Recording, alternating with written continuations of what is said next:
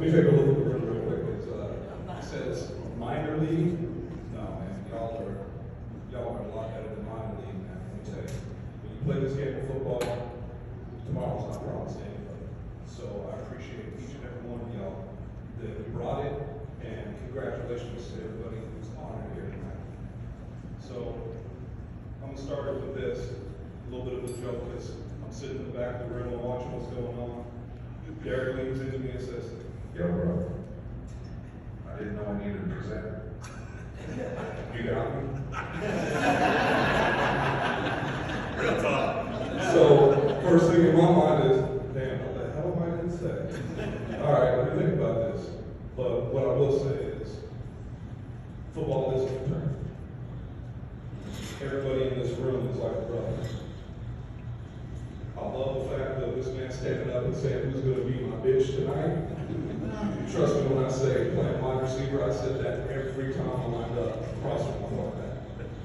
Asking the same question.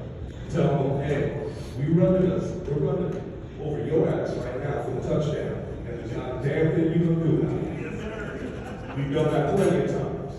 So I respect that, man. Respect it. Get you a drink out of this.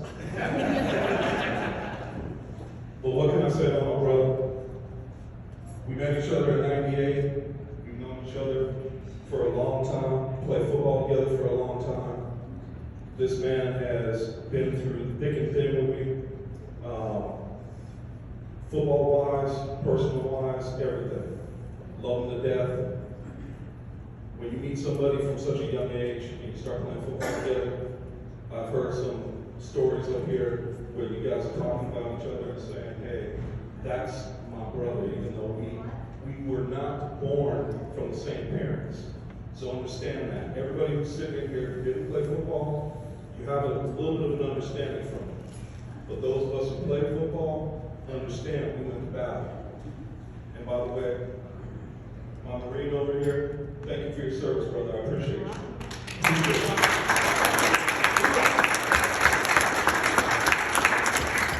But overall, what this is about is men getting together to play a game that we all love, a game we put our bodies on the line for, and no matter what, we do it all over again. No matter what injuries we had, no matter what it put us through. So, congratulations to everybody. But I gotta say now, with all the love in my heart, I am very honored to represent my brother, Faye Duncan, for the Hall of Fame.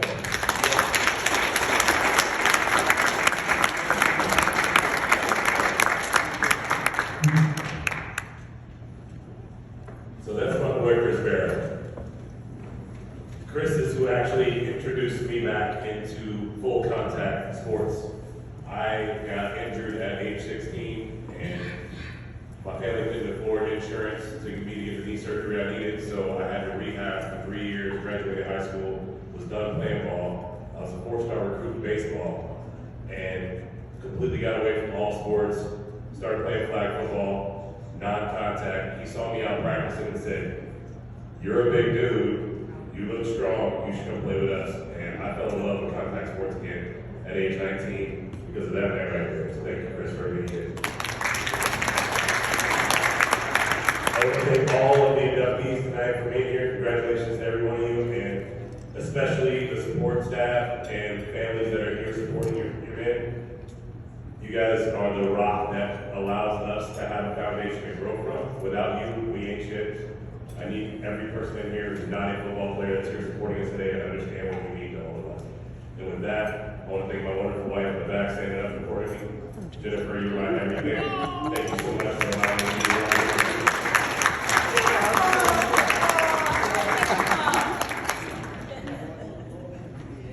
So, I did a lot in my football career, but I want to dedicate this night to a special man. For those of you who don't know me, I am the owner of the A7FL Nevada Division, and that's probably the reason why I'm standing on the stage here today. My football career was above average, but not exceptional. But what I did outside of football was take the Las Vegas football community and make it a family. And there was one man, Mr. Mike Howard of the Las Vegas Saints, who recognized the greatness that took and the family that we built. And he's the reason I'm standing up here today and nominating me to be on the stage. I want to thank the committee and Mr. Rene Torres for accepting that nomination.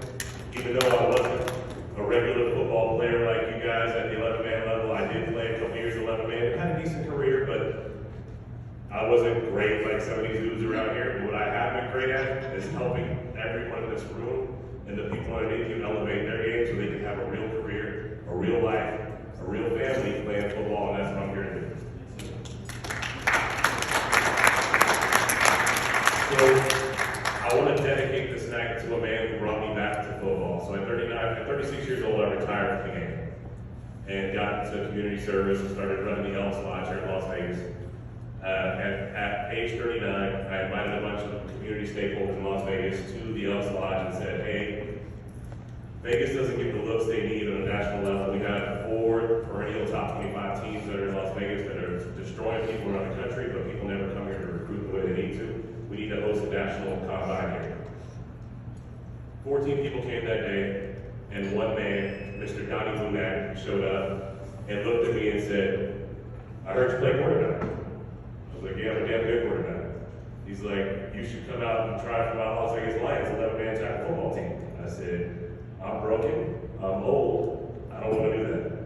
He's like, you lost 40 pounds since the last time I saw you, you've been working out, get your ass out of here. I looked at my girlfriend at the time and said, what do you think? She said, you still got it, let's see what you got. So I went out, tried out, made the team. By the end of the preseason named me the starting quarterback.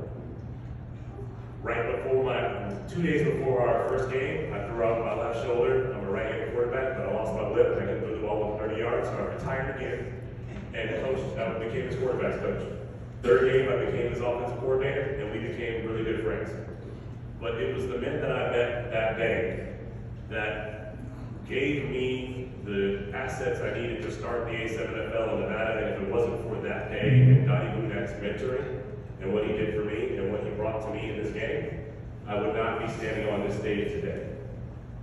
So I want to announce today that the A7FL Nevada and every sponsorship dollar, every ticket sale we ever get, 10% of those proceeds will be going to the newly formed Donnie Bunak Player Relief Fund, where we will take care of semi-pro players in Las Vegas that play in the A7FL and semi-pro throughout Nevada to make sure they always have a home, always have a hot meal, always have a roof over their head, a car to get somewhere, transportation, because that man, that's all he did his entire life. Every time I saw him, he had 2 dudes in the back of his car who didn't have a job that were playing for him that needed a place to stay, and he was looking out for every single football player on his team and making sure that they were well taken care of.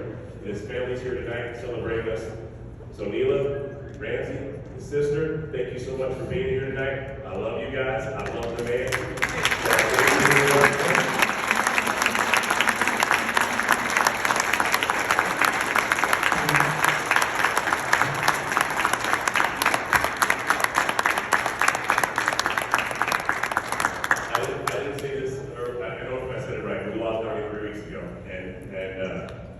He's a former law enforcement guy, great football coach. He was the defensive coordinator for the New Orleans Voodoo when I met him.